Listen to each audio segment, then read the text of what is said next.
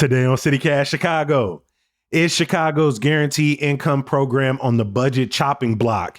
Can the smell of weed get your car searched in Illinois? Plus, we're hearing from listeners and readers. Joining me to break it all down, executive producer Simone Alisea. It's Tuesday, December 10th. I'm Jacoby Cochran, and this is what Chicago's talking about.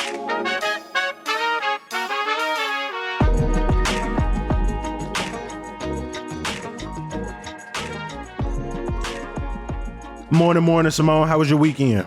It was all right. How are you, Jacoby? Honestly, overall, I'm doing good. I went out to, I think it's Yokocho in West Loop, hand roll omakase restaurant. I went over to the award-winning Kamiko.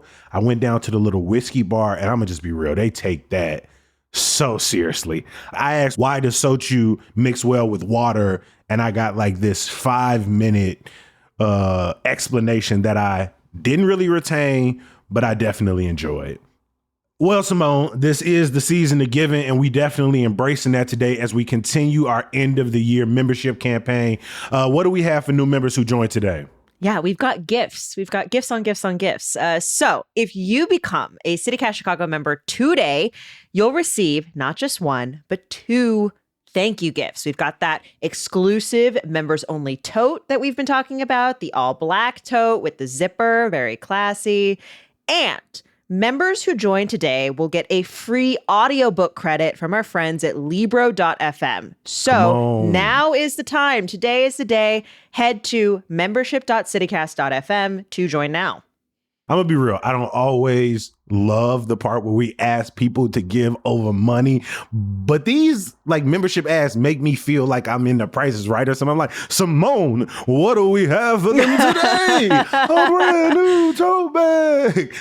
Look, at CityCast Chicago, we do a little bit of everything. The local headlines that everyone's talking about, and of course, the history behind why those headlines keep coming up. We got tips for where to eat and things to do, and just stuff Chicagoans need to know to live in this city, like how to get around without getting ticketed and towed, how to get involved in your neighborhood or a little turned on the weekends, and if you really bout it, how to footwork and roller skate. I feel like those are like Chicago for advanced learners. So today and all week, we're asking you to invest in local journalism that connects you to Chicago by becoming an official CityCast Chicago member. Right. For as little as $8 a month or $80 a year, you can support the work we do every single day. And that hopefully makes your life in Chicago a little bit easier, a little brighter, and a lot more connected. And I'm going to do the Price is Right thing. You get a car. Let me just recap the benefits. What do we have for them today? If you join today and today only, you'll get the tote bag, you'll get the Libro.fm audiobook credit, plus the ad-free listening and the special weekly events email that all our members get to enjoy. That's what it is. That's what it is, guys. It's we've got money, we've got gifts, and you get great journalism also. Everybody wins. Head over to membership.citycast.fm to join now, and make sure to provide your mailing address when you sign up so you can get your tote bag. All right, Simone, let's get into the news. Over the last few weeks, we've been talking about the city budget process. It's been back and forth, specifically the perennial property tax hike boogeyman. I feel like you were the person on this podcast telling everybody else to like, hey, when that $300 million number came out, you was like, hey, relax. That's probably not going to be the final one. And that has proven to be true. The mayor has whittled that $300 million property tax down a couple of times now. And last week we got the details of the mayor's latest proposal. Simone, what did we learn?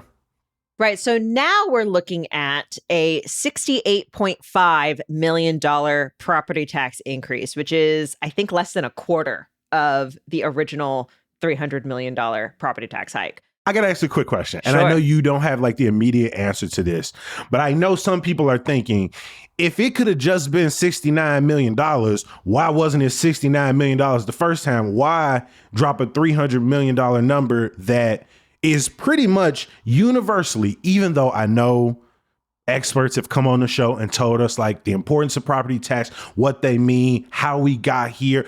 Let's just be real. When people hear that number, it's almost universally panned. Why wasn't it just 69 out the gate? What a great question. And so many alders are also asking this question. I think they're like, does this mean we can get it down even farther? I think there are a few things. Number one, Johnson didn't really want to do a lot of cuts in this budget, despite the fact that we had this, nearly $1 billion deficit, this hole we're trying to fill. He had some stuff he really wanted to do and keep going. I think also probably he maybe wanted to make a point about the failure of Bring Chicago Home, that, initiative to raise revenue that failed on the ballot in March. Has that point really been made? I am not sure. I think he's kind of failed the sort of narrative contest on that front. But I suspect maybe that was part of it as well. I think what Johnson wanted to sort of take a stand on out the gate was that he didn't want to be the one who was like, I'm cutting all these services, I'm cutting all these departments. These are all the jobs that are going to be lost. Here are all the people who are getting fired. Mm-hmm. If we're doing, a big austerity budget. And so he went the other way and said, okay, well, we need revenue. The city has a way of raising revenue. It's raising property taxes. Here's the big one. But yeah, you're not the only one asking that question, Jacoby. It does feel like it forces, in some respect, tougher conversations and maybe softens the blow on some of these other potential cuts that he's leveraging, some of these other tax increases that he's proposing, things that maybe in the first round people would have just immediately scoffed at. But now that it's constantly being pushed up against a number that's coming down, maybe it kind of tricks our brain into thinking we're improving in some respects. Yeah. Again, there's sort of a rhetorical war of attrition that's happening here in these budget conversations. So, for example, with this property tax increase that he's proposing, it's less overall. And you have to remember, right, that $68.5 million is going to be spread out across Chicago's property tax base. There's also like a slew of other taxes and tax increases and fees that Johnson is proposing to make up the difference. And it's a long list. One council member who is a critic of the mayor, called it nickel and diming Chicagoans. And it's kind of hard not to see it that way. I mean, the stuff we're talking about, increasing taxes that we pay for streaming services and cable. This is something that will be passed on to consumers, right? That you and I will pay on our Netflix bills. Fees and taxes for parking in garages, increasing the fees on paper and plastic grocery bags. Bro, I already lie to every single self-checkout in this city. How many bags but you know zero, what, Jacoby? Zero. You know what, Jacoby? You can bring your City Cash Chicago tote, and then you don't have to pay. Then you don't have to pay the grocery fee. That's it. Right. Johnson is proposing to raise a bunch of fees on licenses of various kinds, business license and all kinds of licenses. There is a proposed additional surcharge on rideshare trips, Uber and Lyft trips, on weekends downtown, and more money from speed cameras, Jacoby. Another thing that we know, Chicagoans just love. They love these speed cameras, that automated speed enforcement, likely by adding cameras in wards where alders want them. The thing is, Chicagoans are still going to have to pay. Mm-hmm. Exactly. There's still going to be taxes and fees and increases, again, assuming this proposal kind of makes its way through. And certainly some of these will, right? It is very likely that we are going to see, even if we don't necessarily see it in the property tax bill, it's very likely we're going to see it on some of these other taxes. So if we're looking on one hand at increasing all of these little taxes across the city, what are some other major ways he's trying to close this budget? Because again, those nickel and dimes aren't adding up to the $1 billion. And so what are some potential programs that are now being floated as, I don't want to use this word because I don't want to put words in their mouth, but I mean expendable, because obviously it's not worth keeping around given the gap we're trying to close. I think a big one, and one that certainly advocates are watching very closely, is Chicago's Guaranteed Basic Income Program. So as a reminder, Chicago between 2022 and 2023 piloted a guaranteed income program. It was paid for with COVID funds. And the way it worked is 5,000 Chicagoans received $500 a month for the period of the pilot program.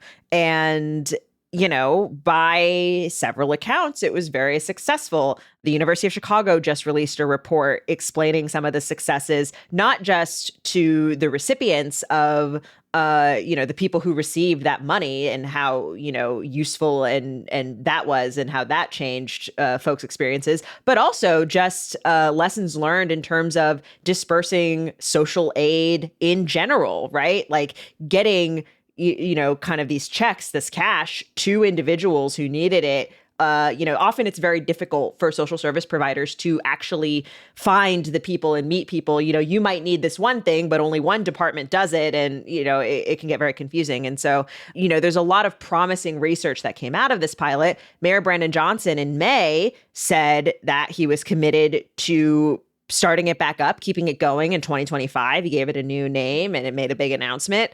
However, in this latest proposal that we have for the budget for 2025, it looks like this basic income program could be cut, and it would save, according to the mayor's office, $74 million, which is among the more significant pieces of money when we're talking about this $1 billion deficit.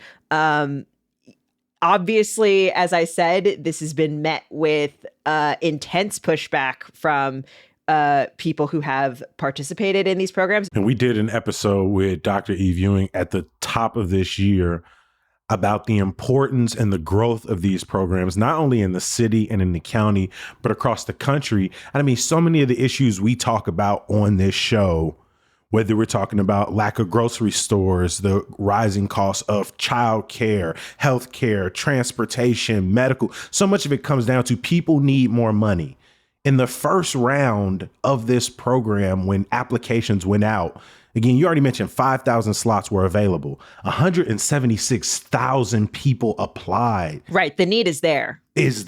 And people need just more money. And so for a program that has such great results, cuts through so much red tape to just put money in people's hands. So these advocates and organizations really are the major pressure points. And so I'm hoping that it cuts through and gets to the mayor's office. It's interesting, too, because as I mentioned, council members still aren't happy with this plan. Some 28 alders signed a letter saying that Johnson, you got to give us something even more. They suggested, asking him to freeze his summer youth employment initiative that he's been trying to expand. And then they're also asking for reductions to the mayor's office staff and eliminating redundancies between, city departments and the mayor's office. However, not outlining specifics. The city has until December 31st to pass a budget. The city has never not passed a budget by deadline.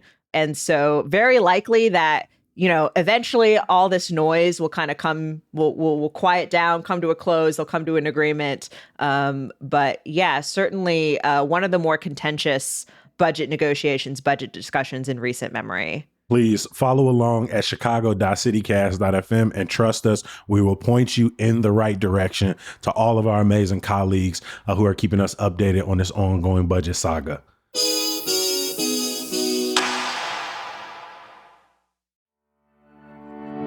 Hey, Andy McDaniel here. I'm Chief Creative Officer at CityCast. If you're like me, you're fatigued with the news right now.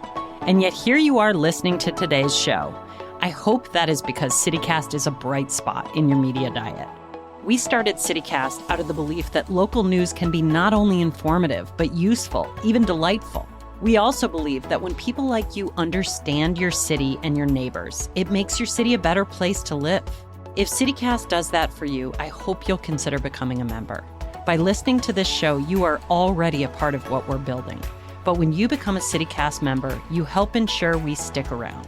Become a member of your local CityCast at membership.citycast.fm. That's membership.citycast.fm. And thanks.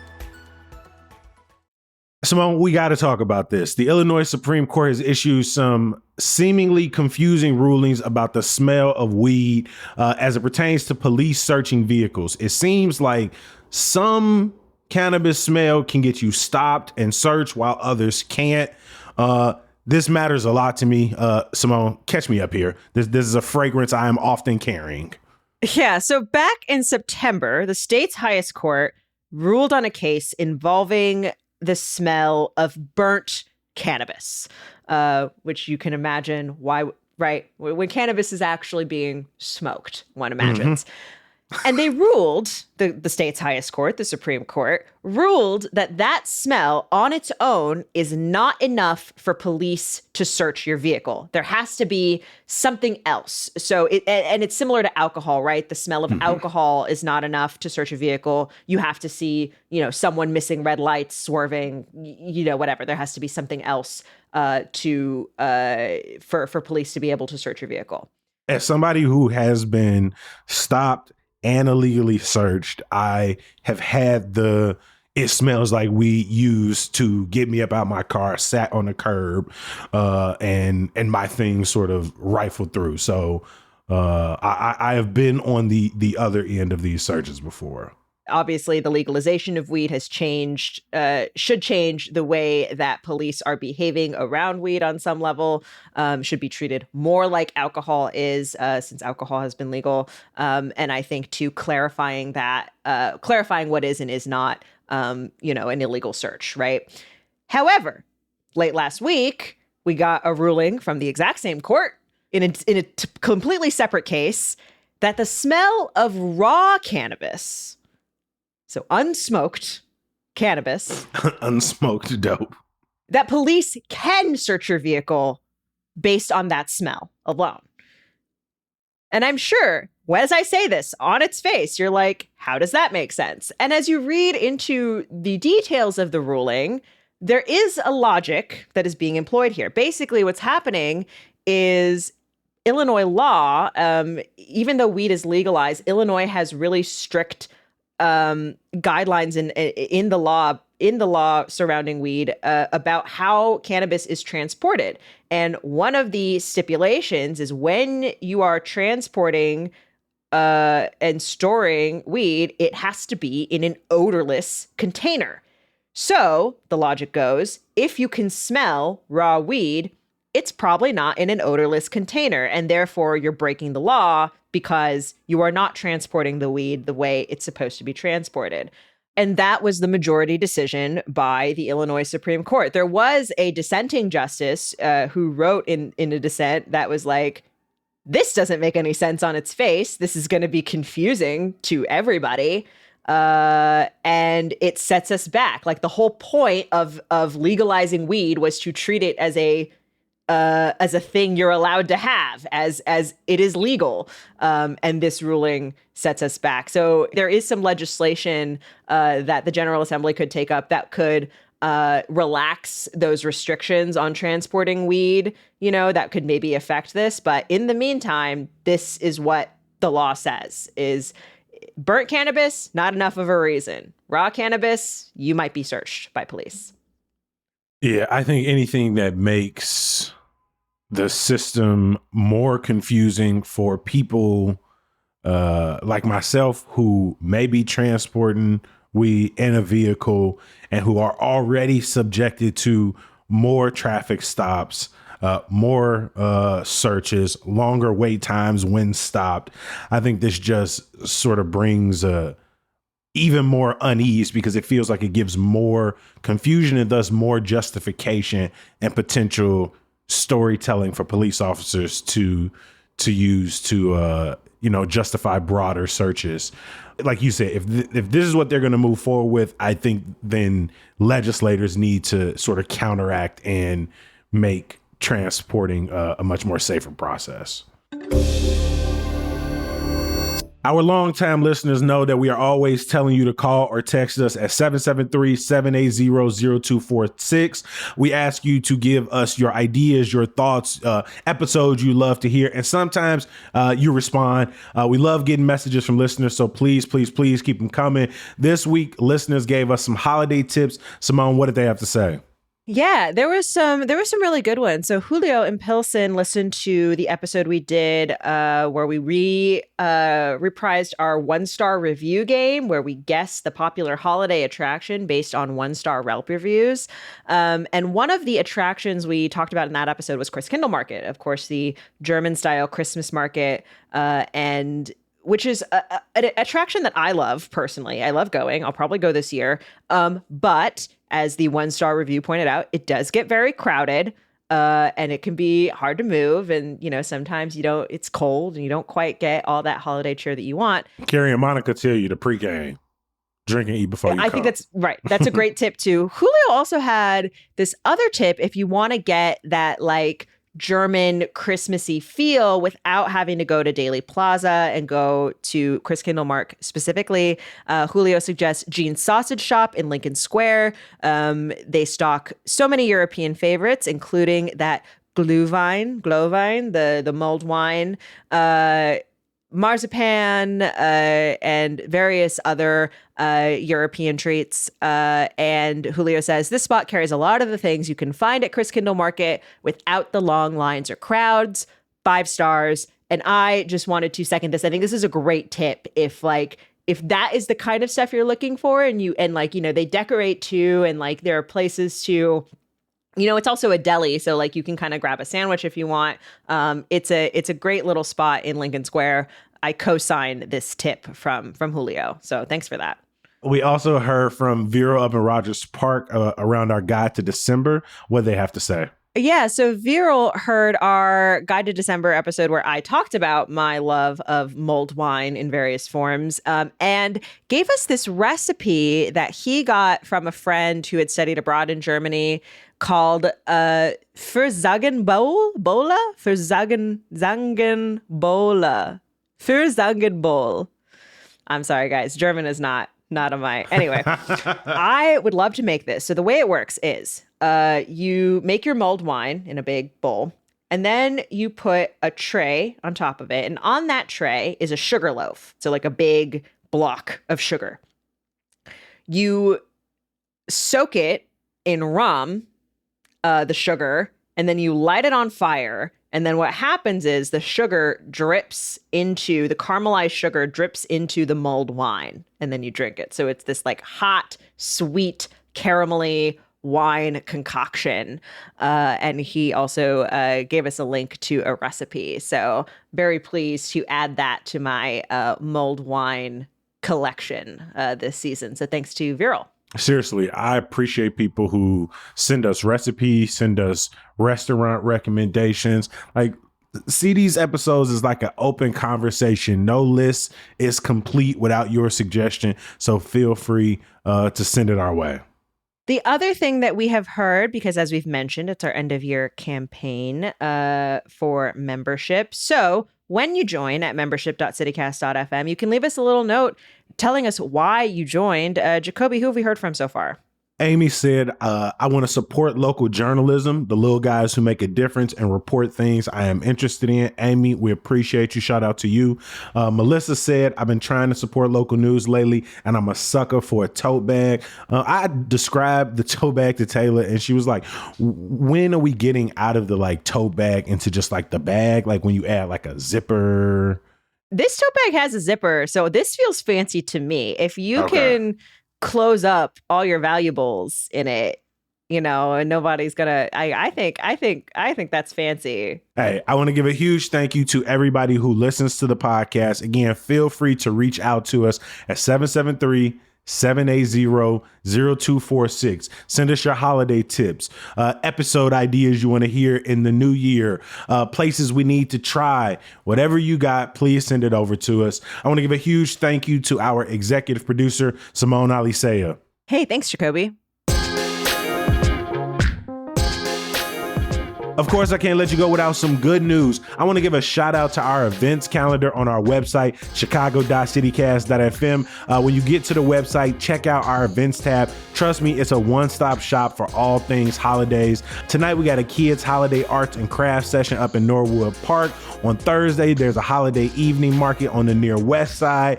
On Friday, you got some show openings like the Nutcracker in Hyde Park, Elfin Concert, and the Loop. And there are so many more events happening this week for both the holiday enthused and for the people who have no desire to talk about it right now. Also, while you're on the website, please remember we are in our end of the year membership campaign. You can sign up to become a CityCast Chicago member now to not only support your favorite podcast and newsletter, both now and in the future, but also help out the people that's keeping you connected to this beautiful city of ours. Go to membership.citycast.fm right now to join. And if you're already a member, we see you. We appreciate you. We give you a big hug if this thing wasn't virtual. We're going to be back bright and early tomorrow. We'll talk to you then. Peace.